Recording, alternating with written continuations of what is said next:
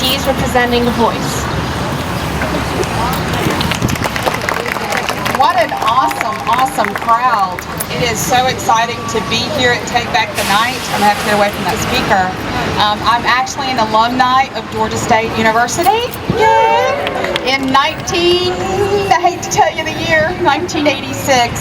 So it's exciting to see my alma mater to really take a stand on the issue of sexual assault. It takes this kind of outcry, this kind of rally, this kind of advocacy to bring about change.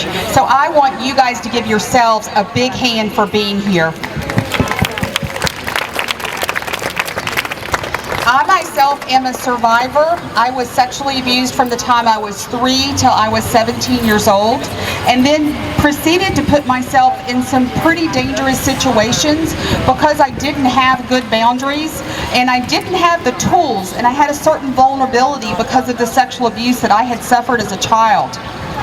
That's pretty hard to hear, but I spend my life now telling the story of a little girl who didn't have a voice, and standing up and advocating for so many at any age that suffer from sexual assault that lose their voice.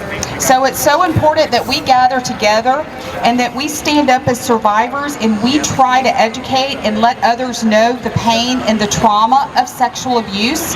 It's so important that we have the courage to speak out on this issue. I left Georgia State University in 1986 with all the promise ahead of me, but with a tremendous amount of trauma in my life that I had never had the opportunity to process. That led to a lot of self-destructive behaviors. That led to drinking, that led to drugs, that led to relational issues, that led to really not really loving myself. So it's been a long journey to healing. So if there are any survivors in the crowd, I just want to encourage you that healing is possible. But it's only possible with the courage to speak, with the courage to remove the shame of what happened, the shame of that very violent assault, to remove it from you and to place it on the perpetrator where it belongs. You see, we have to have this courage to speak out. We have to have the courage to speak out for ourselves, to reclaim ourselves, to reclaim our purity, to reclaim what was lost, to reclaim the power that was taken away from us when we were sexually assaulted. We also have to have the courage to speak as those that need to stand in the gap with us. So for those of you who are not survivors, I just want to applaud you, and I want to encourage you that there is a survivor in your life that needs your hand, your shoulder, your compassion, your understanding. And all of us need to amplify and raise the volume of this issue, because we have to hold those accountable, those that are perpetrating these crimes. If we don't speak, they continue. If we don't speak up and speak out, if we don't get justice, if we don't hold them accountable, there's just another victim in their path. So really, it is our responsibility to do more, to help a survivor to get their voice, to help a survivor speak, to say, when you have an assault, it is imperative that you go immediately and you seek professional help, that you call law enforcement. That's how we are going to stop these crimes, by holding those accountable. Not only do we have to have the courage to speak in our campuses, but we have to have the courage to speak in our communities. We have to have the courage to speak in our legislature. We have to have the courage to speak out on this issue, so it no longer is this silent veil that we're trying to press through. I founded Voice Today in 2008, and I want to encourage all of you to get involved. Voice Today is a movement to break the silence and the cycle of child sexual abuse. Voice Today really wants to take programs of awareness to such a level to bring consciousness, so people will get educated on the issue. People will understand the complexities of the issue. People will understand the trauma that a survivor suffers. People will understand, so that they will take action to learn how to predict and learn how to prevent for prevention is important. Education is important. It's only with education that we're going to bring about the level of change and the level of action that we want to see, so that people's boundaries are protected, their bodies are respected, and we learn how to respect others. Last but not least, we want you to get involved with Voice Today because we need healing programs in community. A survivor does not just need the opportunity to heal behind closed doors with a counselor in professional counseling, but a survivor needs opportunities to heal in support groups, in community. They need opportunities to heal with workshops that address the issues of shame and guilt and boundaries and trust and forgiveness and all of the things that a survivor struggles with. There needs to be opportunities on every corner for a survivor to know that healing is ready and healing is available, and that society can begin to open their arms to the atrocities of sexual assault. So I am excited to crusade here with you. I'm excited to be a part of this event. You are the next generation, and each and every one of you were designed for greatness. You were designed to make a difference in this world, and I am just applauding you and encourage you to be the difference in the world that you want to see. So God bless each and every one of you, and thank you. Thank you, Angela. And now Tom Scale is also from Voice.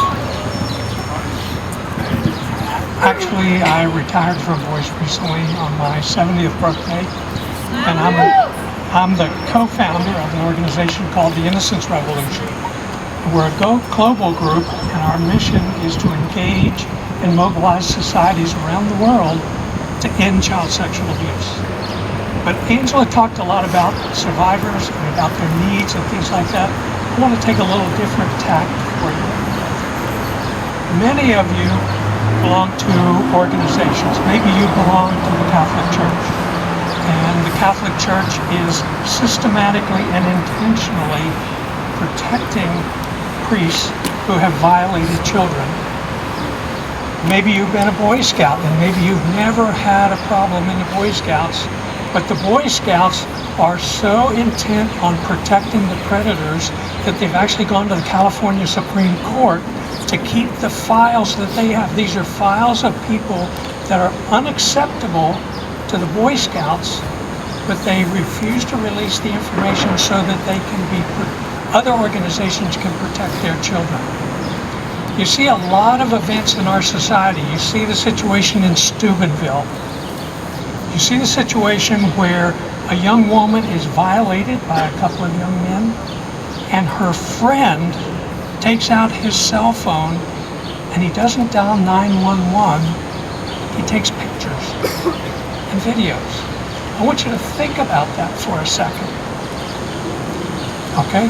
I'm a survivor of child sexual abuse. I'm a survivor of incest. I'm a survivor of sexual abuse by priests. I'm a survivor of sexual abuse by a Boy Scout leader. I'm a survivor of sexual abuse by strangers. And I was held down and raped by a young woman before I was 13. I captured it in 100 pages or less. Okay? A lot of people in my life walked on by.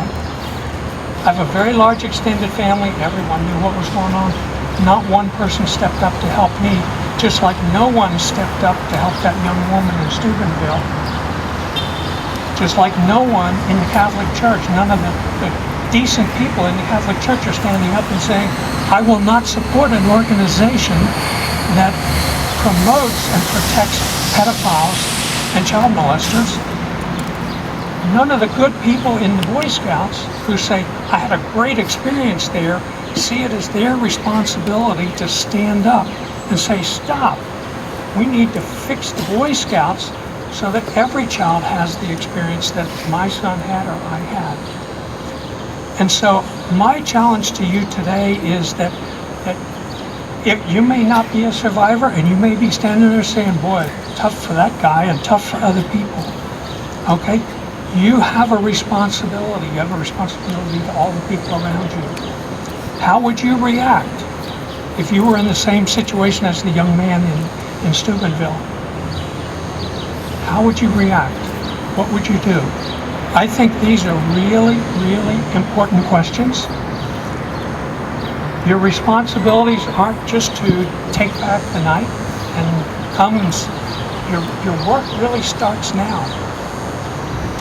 And it starts every day you spend here. Frankly, I can tell you for sure, predators don't just work at night. Okay, they work 24/7. You're vulnerable 24/7. Your friends are vulnerable 24/7. And so I'm going to ask, if you have a mace canister in your purse or your bag, have you ever used it? Can you get to it in 5 seconds? If someone wants to assault you, maybe that's the amount of time you're going to have to get it and actually use it. So if you've never used it, the chances are pretty good you may not be very successful at it, and it may end up being a weapon used against you as opposed to something you use for your own defense. You need to think about those kind of things. Do you have one person speed dialed on your phone that if something's happening to you, you can call that person, give them a code word, and you know that they will stop everything they're doing and come and help you?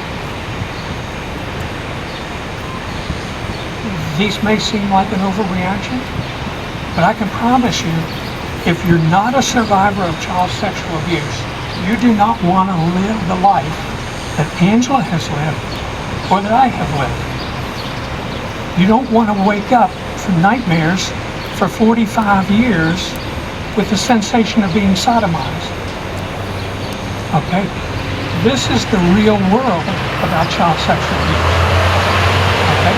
I was not abused and I was not molested. Those words, when you think about them, you don't get a picture in your mind of what actually happened. Okay? I was sodomized over and over and over.